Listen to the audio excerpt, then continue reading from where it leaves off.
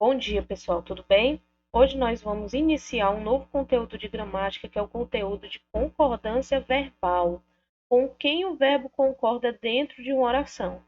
Para eu trabalhar esse conceito e vocês conseguirem compreender melhor, eu vou me aproveitar de um conteúdo que a gente acabou de ver, que é o de sujeito oculto, tá bom? Então, eu vou fazer uma breve revisão e a partir dessa revisão vocês vão entender como eu vou chegar no nosso assunto de hoje, que é a concordância verbal, tá? Então, eu vou diminuir aqui. Vamos para o livro agora, certo? Quando a gente estudou sujeito, a gente estudou também outros dois tipos de sujeito que não eram sujeito oculto, certo? A gente estudou sujeito simples e sujeito composto antes.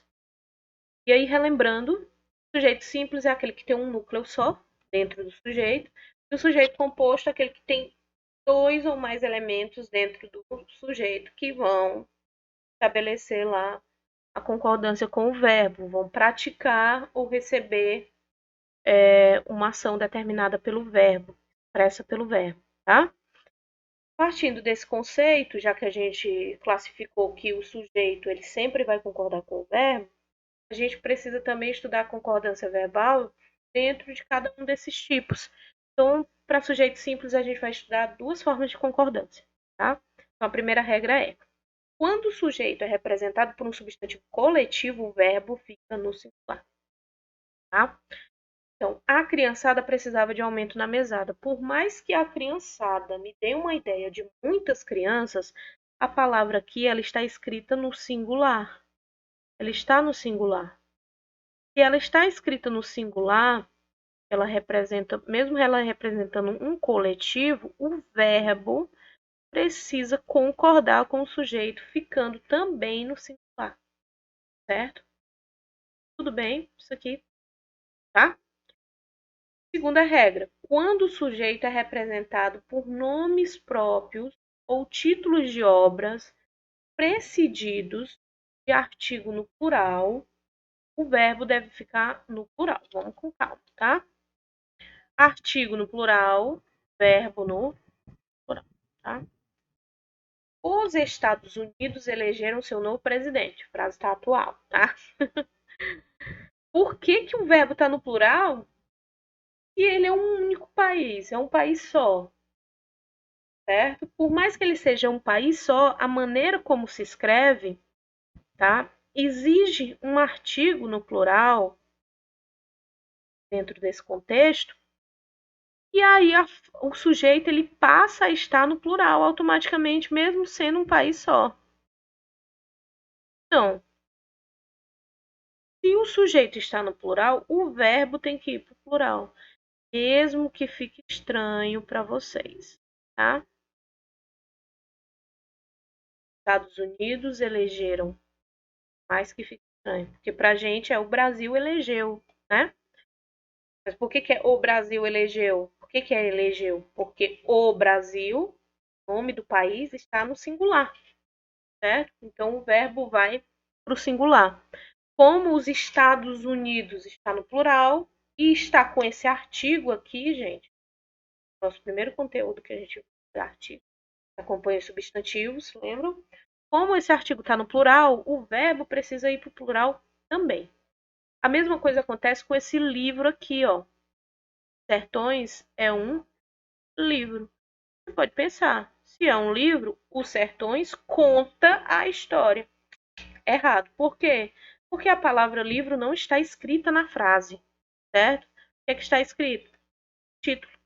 Então, se o sujeito está no plural, mais que a gente saiba que é um livro só, eu preciso deixar o verbo no plural também. Por mais. Então, sujeito no plural, verbo no plural. Ok?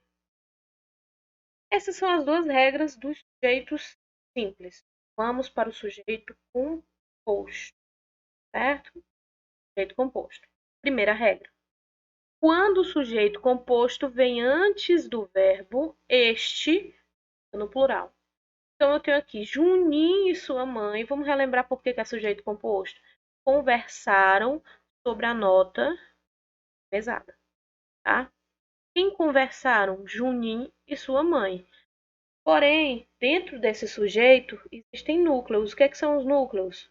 Ou o núcleo é aquela palavra, a única palavra que vai praticar a ação que o verbo expressa, ou receber determinada qualidade que o verbo expressa. Então, Junim está conversando? Sim. Então, eu tenho já um núcleo. O I aqui está conversando? Sua está conversando? Mãe está conversando? Então, eu tenho Junim e mãe, dois núcleos, logo o sujeito é composto. Só para relembrar aqui, certo? Então, o que é que essa primeira regra de concordância diz? Que se o sujeito composto vem antes do verbo, lembra da ordem canônima? Sujeito, verbo, mais complemento. Então, essa é a ordem direta das frases. Primeiro o sujeito, depois o verbo, por último, se tiver o complemento. Então, aqui está tudo nessa ordem. Sujeito primeiro, em segundo lugar o verbo, sobre a nota e mesada é o complemento, certo? Enfim, está na ordem direta. Então, o verbo vai ficar no plural porque são dois núcleos e está na ordem direta. Vamos para a segunda regra. Quando o sujeito composto vem depois do verbo, este concorda com o núcleo mais próximo ou com todos. Com calma. Então, vamos tampar isso aqui primeiro para não bagunçar a cabeça de vocês, tá? Vou tampar isso aqui. Vamos ler a frase da seguinte forma. Conversaram Juninho e sua mãe sobre a nota exata. Essa ordem aqui ela foi invertida. O sujeito está aqui, o verbo veio primeiro e o complemento está vindo depois. Tá? Inverteu a ordem, o verbo vai concordar ou com o núcleo mais próximo, que no caso seria Junim, ou com os dois. É facultativo, então. Você pode colocar tanto no singular quanto no plural. Tá? É isso que a regra está querendo te dizer. Quando eu falo conversaram, eu estou me referindo a Juninho